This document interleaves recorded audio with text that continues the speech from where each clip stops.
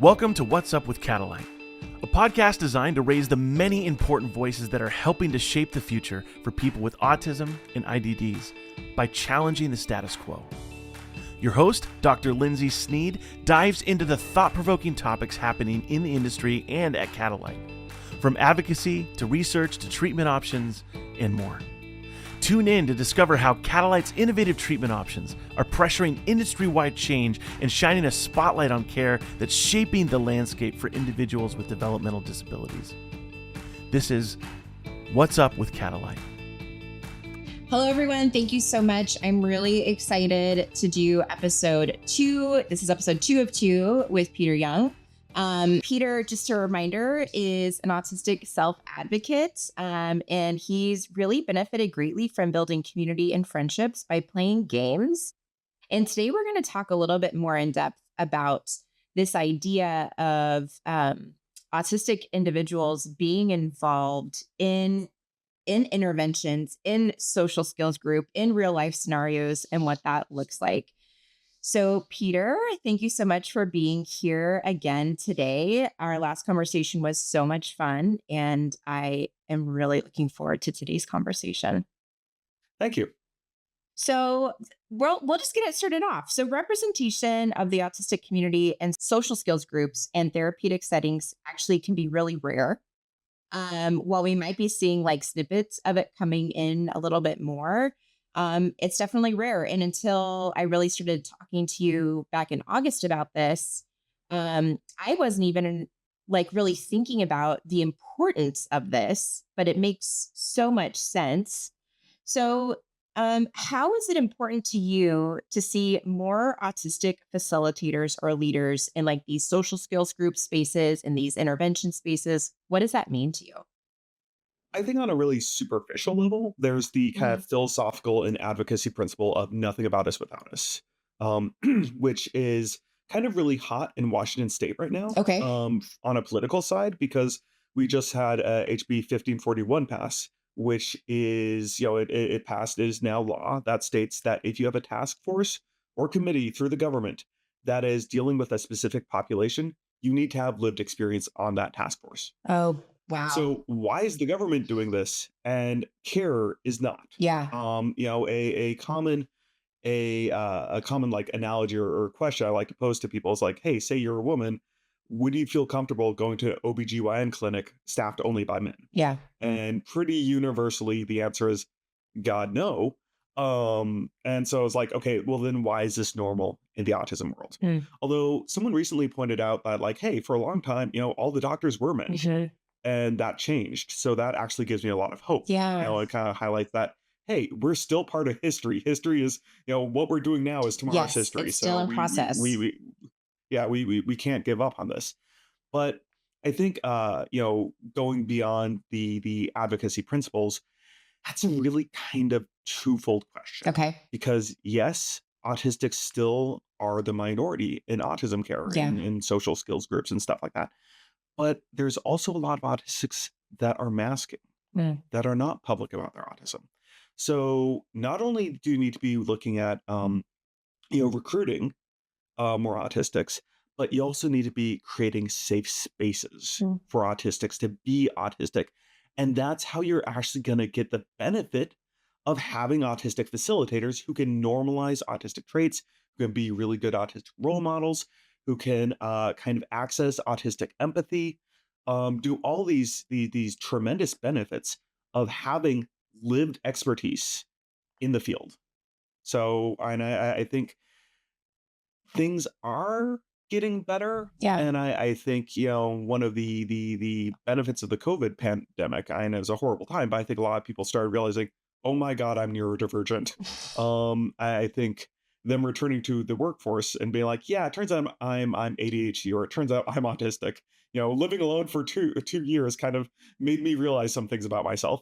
And there's a certain better normalization around that, but I think there's still a lot of that kind of inherent medical modeliness in the social skills world. Yeah. And I think we need to really be combating that and really be intentional in how we're bringing in autistic staff. Yeah. So they feel comfortable and don't really feel like they need to mask, Yeah. because that is still a tremendous pressure. Do you think with this law that's passed in Washington, um, my first question is this a is this a good thing for these subpopulations from your perspective? And my second question is, well, maybe we were going to talk about this a little bit later, but Mhm. how, how would you encourage organizations like my organization to go about recruiting autistic individuals? Okay. So first part of the question, Yeah. yes. Okay. I'm getting more lived experience is so critical. And this law it was very much spearheaded by the disability community. Uh-huh. They spent 3 years getting it passed. It failed twice. Oh, wow. But yeah, and apparently that's actually pretty common with kind of laws like this. Okay. It takes a while to build awareness, get the votes, find out where the kind of strongholds where people are kind of putting resistance, do all the strategy. But it was a big thing. But it doesn't impact just people with disabilities. There's Mhm. like tribal stuff. Mhm. There's all kinds of things. Yeah. The next question is about recruiting, Yeah. right? Yeah. Yeah. Um, What is the best way? If you have some, maybe your own lived experience on what's been encouraging for you, and what's been off putting for you? I look for s- seeing other autistics. Mm. I look to see, are there other neurodivergent people here? Yeah. Because that's usually an indicator that this is a safe space. Yeah. I always like to say that, if you're running an organization, think of autistics like cats. Yeah. You don't just want to get one cat, you want to get two cats, because something you see when you have two cats is there being cats around each other. Yeah. They're able to do all the weird cat socialization stuff. Yeah. And autistics are like that. You need to have an autistic community in your workplace. So that's a big part. Okay. Second, look for, and I'm gonna talk about this a lot. Okay. The idea of lived expertise. Okay. Lived experience isn't enough. You need people who are really good at being a successful autistic. Okay. And yeah, this is something where I think a lot of people will kind of talk about, oh, functioning levels, yada yada yada. But I think it's applicable across the board. Learning how to live in a way where you Okay. are leaning into the accommodation, using it really well, having a sense of agency over that. That's lived Mhm. expertise. So finding the places where you can embrace autistic flourishing Yeah. and really do that well. So find the people who have, as the kids call it, autistic Rizz, to run your social skills groups. Yeah, I came up with that last time. I'm like, I'm gonna use that line. That's pretty good, autistic Rizz. But that's like an actual thing. I'm right now. There is this whole thing where the I love autism that. community is really ticked Yeah. off because people are talking about like, oh, I so want an autistic girlfriend. There's memes and drawings of this like little shy autistic girlfriend, like, and oh, she gets overstimulated, she stims all the time, she will info dump about trades for 2 hours, and dudes are like, god, I want that girlfriend. I'm like, do you? This is really weird. I don't know how I feel about this. I guess this is just where we are in the cultural zeitgeist, where autistic Riz is manifesting, and every dude wants an autistic girlfriend. But here we are. But find that autistic Riz. But also find the people who have the experience making it work, and have worked through the challenges, Yeah. are dealing with, maybe they're, have some pretty significant support needs. Yeah. And I don't try to keep it a secret that, I have some real significant support needs. Yeah. And if my routine is messed up, I become kind of a monster. I am very difficult. If I'm not able to keep the house of cards, that is all my routine stuff in alignment, I start to break down. That means that to be a functional adult, Yeah. I have had to really organize my life and put a lot of work into making sure I can do all these things and know what's coming and have all these things working out. And because I've gotten really good at this, I can communicate to people, to supervisors, like, hey, I haven't gotten a run in 4 days. My routine is all kinds of messed up. If I seem Yeah. like I am completely lost, one key component of my routine is gone. So I'm about to fall apart. Mm. And they can understand that, like, oh, hey, Yeah. this thing that is for Peter, like air, is not happening. He's drowning right now. So we need to give him some grace. Mm. Yeah. Um, And in that situation, Peter, like what is a reasonable accommodation for you? Like when you've said that, like what would you hope to hear in return from a manager? that's so that this is actually a really interesting thing that I've heard from one of my subordinates who is autistic. Okay. She said, "You don't have empathy, you have understanding." Mm. So when she says, "Hey, I'm Mm. going through this, yada, yada, and I need this to happen," my response is, "Okay, I don't, I don't put any flowery language. I just understand. Okay, this is what's Okay. happening." And I would expect the Yeah. same grace from her. And meanwhile, a lot of what I've experienced dealing with neurotypicals is a flowery butt. And I have cats and they love to show me their butts. I deal with enough butts in my life. Even if they're flowery, I don't want any more butts in my life. And there's all these flowers. Well, I appreciate what you're saying. I hear yada, yada, yada, yada, yada, all this flowery nonsense. And then there's a butt that just ruins the Mhm. whole, the whole So bouquet. everything else is negated. All Yeah. the bouquet is gone. It's gone because pretty much what they're saying is, yeah, I actually don't hear you. Or I hear you, Mhm. but I don't care. Mhm. And I think this is indicative of a much larger conversation we need to be having around accommodation, where we're realizing that it is not a deficit of the autistic person. It is Mm. a deficit of management to be flexible. We need to realize that it is on the managers to be flexible, to realize that a lot of your standards can be changed, that a lot of ideas around professionalism or this or that are really important in the big picture. And to have that big picture duty and be person centered when you're supporting an autistic employee, because if you value them, if you really value your autistic employee and their autistic experience, then you need to show it Yeah. by showing up, going the extra mile, centering them, and realizing, hey, we value your experience and we want you to give you the experience of being accommodated and normalize that so we can have our kids that we're serving see this Yeah. and normalize this and be able to say, hey, I grew up seeing a guy that was being accommodated. I want that for myself. I want to be happy at work. Yeah. I want to be able to say to my manager, you know what? I can't do this. This is hard for me. And feel comfortable saying that and know that that's going to turn into a conversation, not a termination.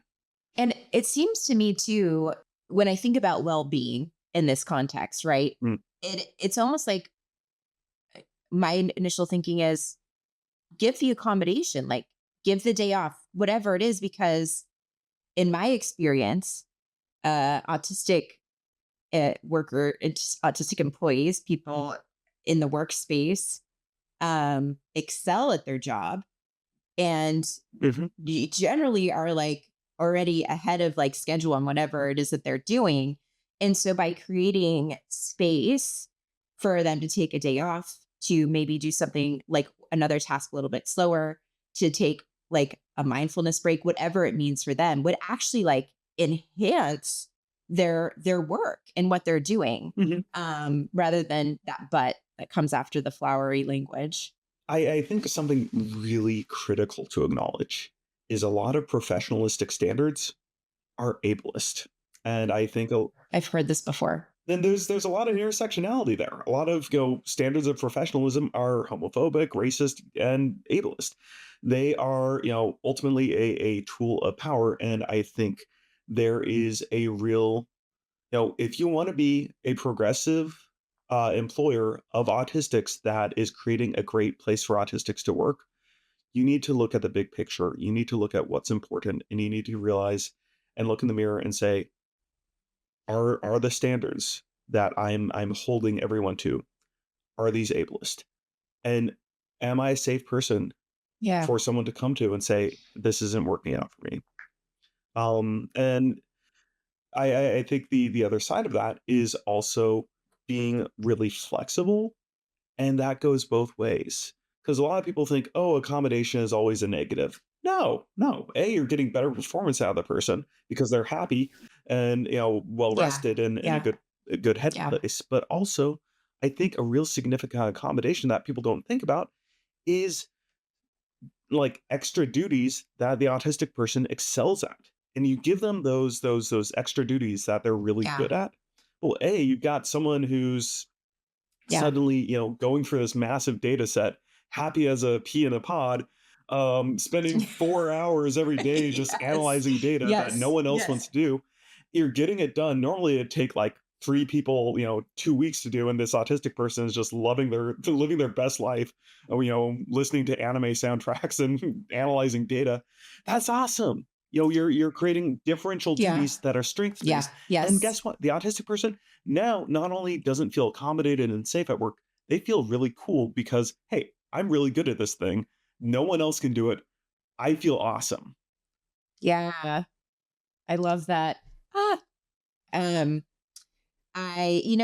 after we met in August, I actually met this older gentleman um who actually met my husband initially, and then my husband's like, "Oh, you need to meet my wife." And he calls himself an elder autistic. And I was not familiar with that terminology. And Mhm. so I started asking him about what it means to be an elder autistic. And it's a lot of what you've been expressing is that lived expertise. And so he was talking about these Reddit groups that he's a part of, where like young adult autistics or newly diagnosed autistics like reach out about like experiences and what is this like Mhm. and what can I do and what are ways. And it was so amazing to just listen to him talk about like how he gives autistic advice to these groups of autistics. And for him, he's like, I'm giving back to my people, to my group in a way that I never was able to receive as a young autistic youth and adult. Mhm. And I just love that so much. I didn't know the term elder autistic. Well, I think there's actually something really critical about autistic role modeling. I think this actually brings us back to the social skills conversation. Yeah. Is one Yeah. of the critical functions of having an autistic facilitator, and this is even better if it's a fully autistic group, is that they can fully unmask and show just how autistic they are and say, hey, look at Yeah. me. I'm a social skills facilitator. You've got more Yeah. choices in your life than folding Goodwill or folding clothes at Goodwill and being an incel computer programmer. Mhm. Because a lot of autistics, they grow up and think, okay, well, these are my options. I can either, if I'm good at math and programming, I can become this, angry, lonely nerd who, has sold his soul to a corporation and hates women, or I can fold clothes at Goodwill and, just waste away. Yeah. Having those role models and those pathways and that story that like you can genuinely share without risk of judgment.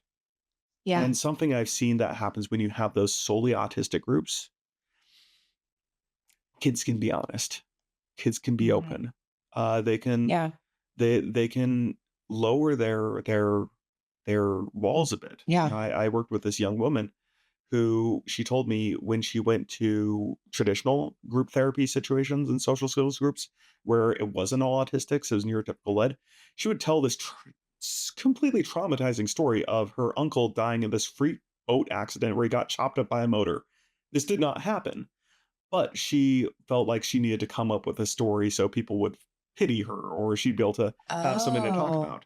Well, in my group, she was actually able to disclose to the group that some really bad things had happened to her because she was Mhm. taken advantage of because she was really gullible. And older Mhm. men realized she was autistic and did some pretty nasty things to her. And the group was able to listen and learn from that and support her. And she didn't feel ashamed because she wouldn't have Mm. been able to share that in a group full of neurotypicals because they're like, of course you don't know not to trust older men. Well, come on. Yeah. She's autistic Yeah. and she didn't need that shame. Yeah. She had learned the hard way that, if she had disclosed that story to neurotypicals, they blame her. Yeah. Yep. Whereas this group realizes, no, I'm not going to blame you. This is just how you're built, and Mhm. someone took advantage of that. Yeah. So she felt comfortable coming out about that to this group. How do you so this is like one of those scenarios where it's like taking that lived experience in group to real world experiences. So how do you see social groups and gaming groups like preparing people to transition to the real world in like real world situations? So I think a lot about social skills classes Uh-huh. and just how, no offense to any of those social skills classes people out there, but just how garbage they are. You're having a kid go to a class to learn how to be good at socialization. Mm. First off, the kid is now aware there's something fundamentally broken about me. Second, you're doing a classroom model. So this is the same model where kids are learning about ribosomes and prime factorization and the American Civil War and things that they're never going to use. So you've got this model that is designed to make kids tune out, compartmentalize the stuff till they, can pass the test and forget it. Yeah. So I'm not a fan of classes. I think they're very, very silly. And I say this as a former teacher. But, for teaching essential life skills, I think you need to go outside the box. Okay. And that's why I love gaming. Yeah. And I'm not saying that like kids are going to have an experience of killing a bunch of orcs in real life, Yeah. but there's a good chance they will actually have that experience because they'll be playing video games Friday night with their friends, killing orcs, and, having this experience of gaming and getting good at socialization. So we were talking about like how the experiences, particularly like in Dungeons and Dragons with all these different autistic individuals, has prepared them for real life situations. And one of the things that stood out to me in our last conversation was about the conflict resolution piece and how within like this gamified environment, there's conflict resolution. But then what you're seeing is like being able to take that conflict resolution into like other aspects of individuals' lives. So just talk about the larger conversation of how does gaming prepare people for real life? Well, I want to Yeah. highlight the alternative, social skills classes. No offense to social skills class teachers, but I think they're a little garbage because you're taking a classroom model that ultimately, schools assume deficit in subject matter, which is kind of the point. Like, you don't know what a ribosome is. Well, good job. By the end of biology one, you're going to know what that is. Well, social skills are something that's kind of deeply personal. So there's this assumption of deficit. So that already makes things weird and makes things uncomfortable and makes kids feel like they're broken. Second, you're doing a classroom model. And classroom models kind of, kids are used to these being kind of irrelevant. Okay, I'm going to memorize all these dates about the American Civil War and then immediately forget Yeah. them because I'm never going to use them. So having this modality, I think, is fundamentally flawed. Mm. Now, let's go and look at a gaming group. Yeah. Well, most of the time, kids are not going to experience killing orcs en masse in real life unless they are gaming with Mm. friends, which is something that a lot of autistics Yeah. do. So learning how to game well together is really Yeah. good. Furthermore, you've got this dynamic environment where I might decide, you know what? We're not going to be killing orcs today. We're going to be dealing with an angry organization of Yeah. orcs who thinks you have slandered them as bloodthirsty savages when in reality they're just cosplaying as bloodthirsty savages from their favorite anime.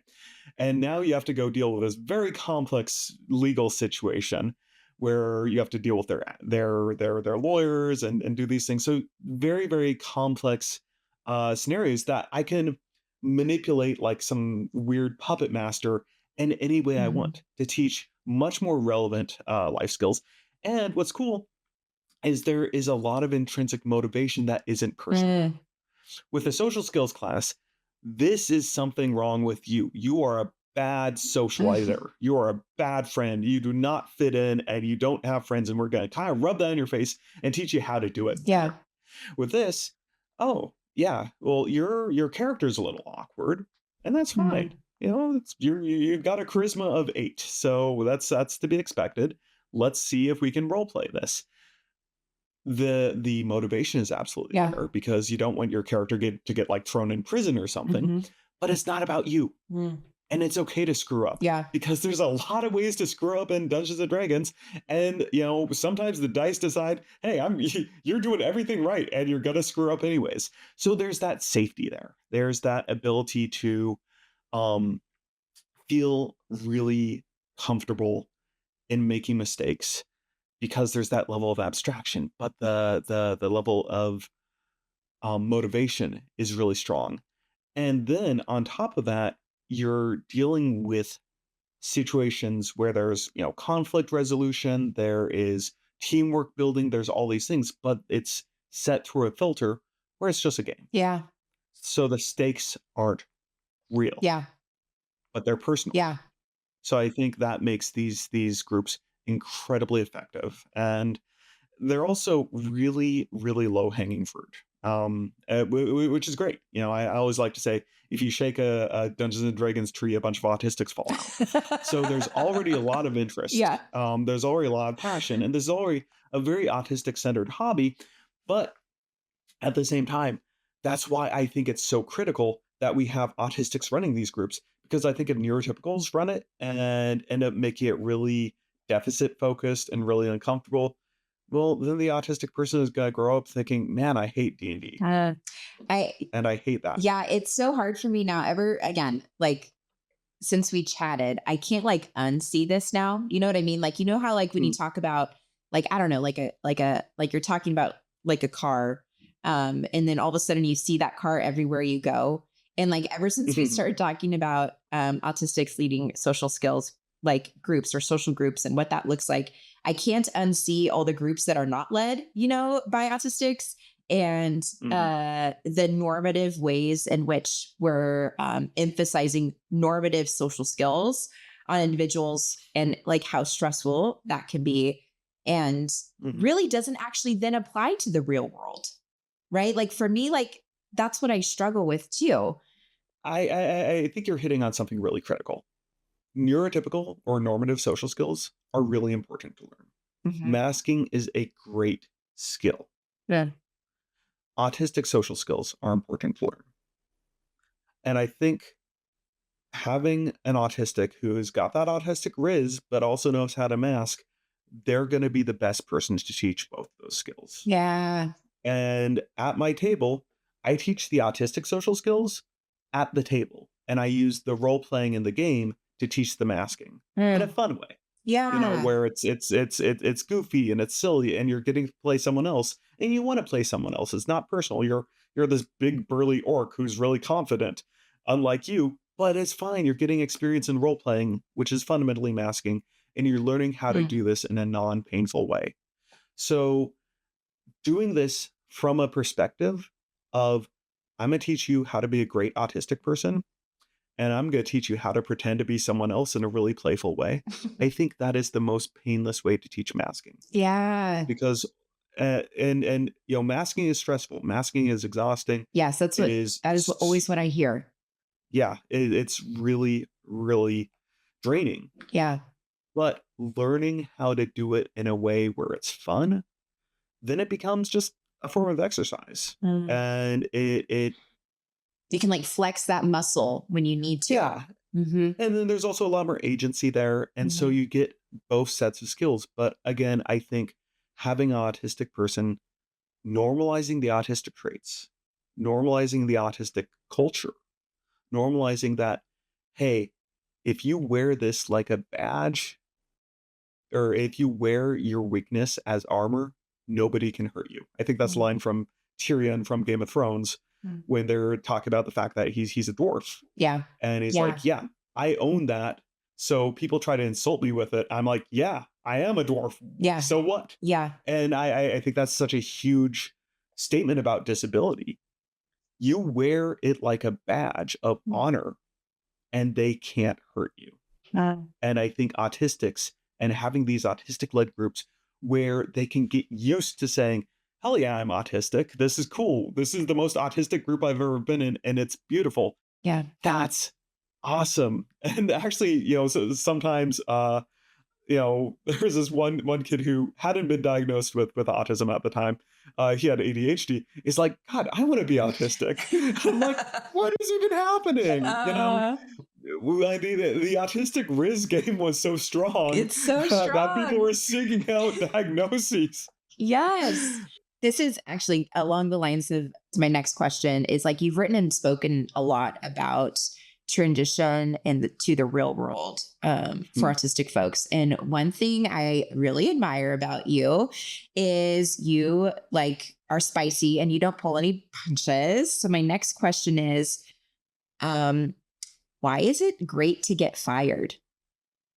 So first off, I thank you for acknowledging the spiciness. I kind of see myself as a little bit of a rogue disability advocate because I've needed to become that. Yeah. Going outside a lot of the traditional methods. And yes, I work for disability advocacy organizations, but a lot of the times I'm acting as myself. Yeah. And this is something that as an advocate, I have learned, and I want other self-advocates to learn this.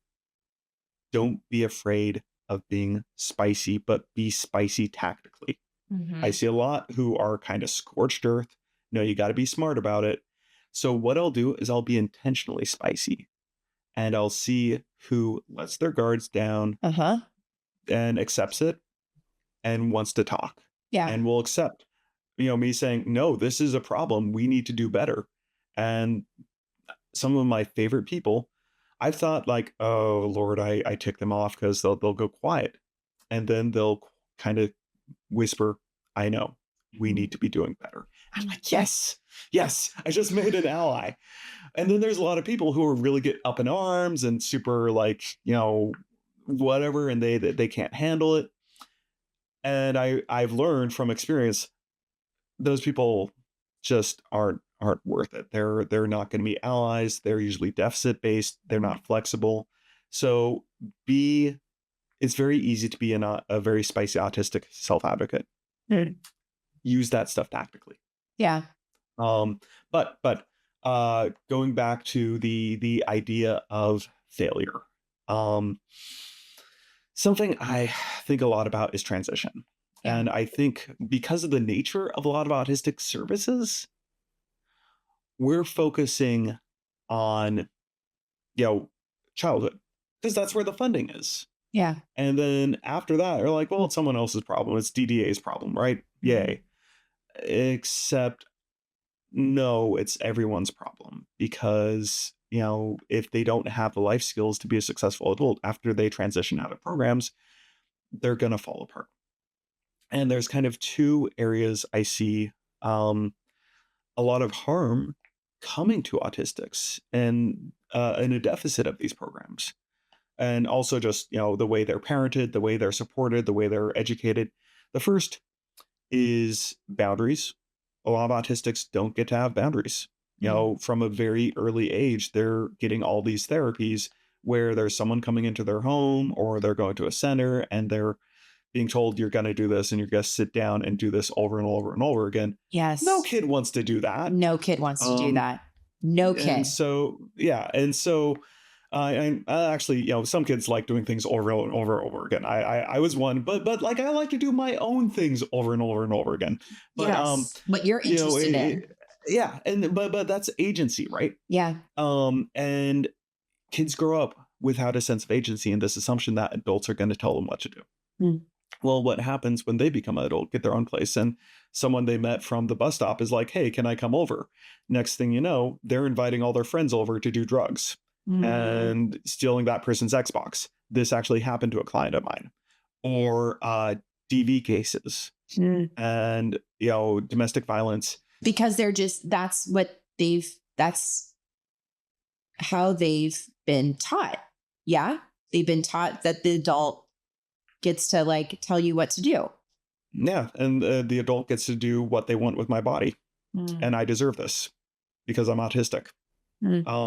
And that's something I've heard time and time again. I'm just a stupid autistic. I deserve what he did to me. Yeah. And we need to be doing better in supporting those boundaries. Spicy self-advocacy. Spicy self-advocacy. Well, and also just, acknowledging the no and teaching the boundaries, because a lot of autistics also have really rigid boundaries in certain areas, and learning, healthy compromise. But I think, again, the best people to teach that are the autistics. I recently spoke with the people who developed, the compassion dimension of ABA. And I was speaking with some of those researchers, and in one of these papers, it was a great paper, but they didn't have any autistics working on it. And I pointed out, neurotypical compassion and autistic compassion are very different things, and their jaws hit the floor. And I think that really understanding how to be compassionate autistic and how to set those boundaries and learn how to push someone's boundaries in a really safe way so they can learn how to set them in the long run, and talk about, like, dude, your boundaries suck. Let's work on it. I know, because I've been there. Yeah. I've known, because people have pushed my boundaries and taken advantage of me. Here's my lived experience. Here's what happened to me. I don't want this to happen to you. Is a lot better than, someone working off a script. Yeah. Or bringing their own neurotypical experience, which may not be really relevant. The other piece of it is failure. I think this is such a critical skill, because if you're autistic, you're living in a world that is a lot easier to fail than, if you were neurotypical. And one of my best skills is I'm good at failing. I've had to fail a lot. And I think learning how to take risks and do safe failure is a really, really important skill. And when I talk about safe failure and safe risks, I think that teaching kids what the right risks are to take versus the wrong risks. A great risk to take is, applying for a customer service job and getting fired and realizing, you know what? Maybe I don't want to work in customer service. This was a really crappy experience. Maybe I want to work in a kitchen, or maybe I want to work in IT, or maybe I, don't want to be customer facing. I want to work at the back end. Great. You learned something. A bad risk is like, hey, I want to try this whole fentanyl thing. See how that works out for me. That's a bad risk. So helping them gain the ability to make decisions that they're going to learn from. Yeah. And find the safe risks. Yeah. In your experience, like, what positive changes occur when autistic individuals are seeing leaders, facilitate like different, like, not just social skills groups, but like you spoke about, like, having other autistics like in the workspace. Like, how does that change the dynamic for other autistic folks? So if you have one autistic on the workforce, there's a good chance they're going to be tokenized. Even if that's not the goal, that's going to happen. Yeah. Having a couple autistics means it's now culture. Yeah.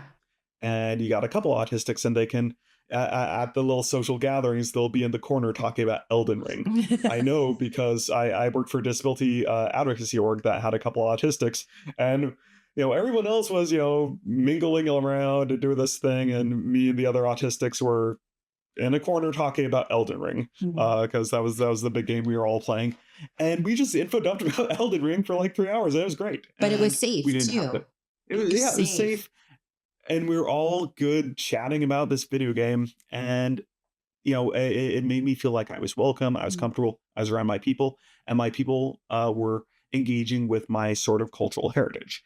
Of Elden Ring being a very, very nerdy game. But this is not to say that every single autistic is into video games. But I think it's a thing that you see quite a bit. Yeah. The other side of it is you have that role modeling and that sort of creation of an autistic centered space. And I recently had a kid describe my groups as maximum autism, and he meant it in a good way. And I think this is the first time in the history of anything that a teenager calling something maximum autism meant something good. But he was talking about how this is a place where he feels comfortable info dumping about Kirby and Nintendo properties, and people will listen, and then they'll info dump about, their favorite YouTuber, and there's no shame in it, and they can all just info dump and go off on little tangents and be really comfortable in their own skin. I think that is such a critical thing. And having that place where they can experience that and be like, oh my God, I'm around my people. This is what I should feel like. This is what it feels like to take off the armor. And to see an adult taking off the armor. Yeah. Is really critical. And if there's a neurotypical person, my armor is probably going to stay on. So having those autistic side of spaces is really critical, where you can create a culture out of a deficit model. Yeah. And learn to wear that quote unquote deficit. Yeah. Like armor. Yeah. Yeah. Cause you're modeling good like skills that is going to be important for other people. Like I think about, not the same, it is different. But when I think about being trained as a psychologist, like one of the best experiences I had was getting trained by other psychologists, right? And learning from their lived experiences and how to handle situations. But it's a unique position, and like learning, like I can't learn those skills from a non-psychologist. Because then I'm not really learning the specific skills related to being a psychologist, if that makes sense. Yeah. So I mean, it's like the big thing that I'm hearing and I'm becoming more and more acutely aware of. And of course, you're very acutely aware of this, is just the need to move forward and having more autistics in the workspace and being able to be comfortable being autistic. And then more autistics in the facilitator space and what that means for them. And I think the most practical step here is hiring autistic people. It feels like the most practical steps. You have to be really intentional in how you do it. Okay. You got to look for that autistic expertise. Yes. Yes. Not just lived experience, lived expertise. Because something I've seen it happen a lot is autistics will get jobs working as social skills facilitators, and they burn out and they're not very successful. And then I find out later in their personal life, they don't have any friends. They don't have the experience of forming an autistic friend group. So you want to find the people who are really good at this, who really understand it. And unfortunately, a lot of the times that's a unicorn thing. And people have told me time and time again, oh, Peter, you're an absolute unicorn. You've got crisis experience. You've got social skills stuff. You got all this advocacy stuff. You've got all these skills that make you really good at doing this work. And I'm like, I don't want to be alone. Yeah. And I think a critical part of that is I know there's people out there with similar resumes to me, similar experiences and similar, interests. I know they're out there. And I think a lot of them are in hiding. And so it's really a chicken or egg thing. You really need to create that workplace where, they feel comfortable coming out, where they feel like they can express themselves. They can start developing these skills because it's a safe place to do so. The reason I have these skills so well is because I worked for this, the Aspiring Youth, the D&D groups. I've been doing this for like over 10 years. Yeah. And this has always been a really autistic-led space. My first co-facilitator who hired me was autistic, Dr. Rafael Bocamazo. And he is a really, really sharp autistic role model, and kind of helped me learn how to do that. And because I was able to come up in his shadow, I was able to learn how to be really comfortable being autistic in my own skin. Yeah. And now I'm doing that with a new generation of facilitators. Yeah. So really, you need that culture. You need that embedded culture where you have autistics being really open, really embedded, and really supported. Yeah. And I think that's where management really needs to look at, what's accommodation? Because I recently did a talk at the American Psychological Association with Dr. Lucas Harrington, who's a psychologist over at the UW Autism Center. And we developed a bunch of what we call deep accommodations.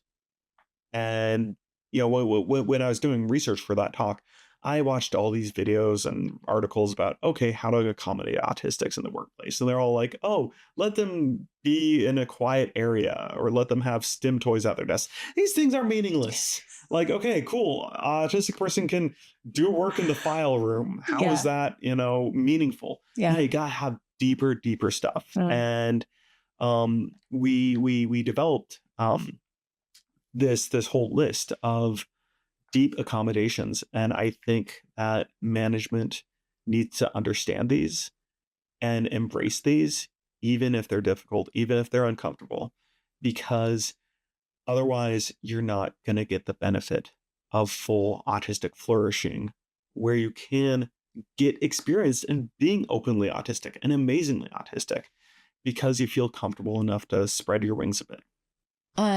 If listeners are interested, where is there a space where they could get that talk so they could see some of those deep accommodations that you're talking about? So I'm actually going to be doing a talk for Catalight for you guys. Soon, where I'm going to talk about that. Okay, great. Great. Yeah, unfortunately, the APA talk was not recorded. Okay. But it is something that I do really enjoy talking about. And definitely the Catalight talk. I'm very, very excited about that. Great. And really, a lot of it comes down to really rethinking what's needed. And some of it's just really actually easy, but I think a lot of autistics don't know how to ask for it. Yeah. A really good example of that is if there's shift work, having a very, very clear plan of what happens if a shift is canceled. That includes training hours. Yeah. Like, so something that I experienced that I hated was a shift would get canceled and my supervisor would say, oh, we'll just go find something for you to do. That's horrible.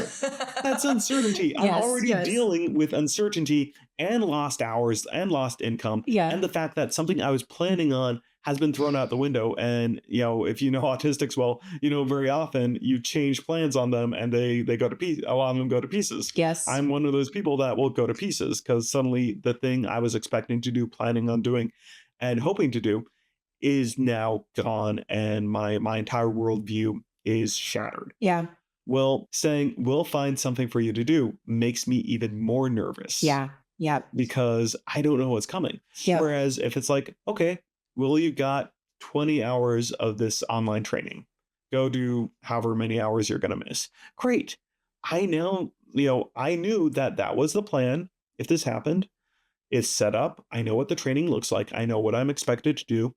And so now I'm able to just chunk in a backup plan where I can very, very seamlessly reintegrate that into my day's plan.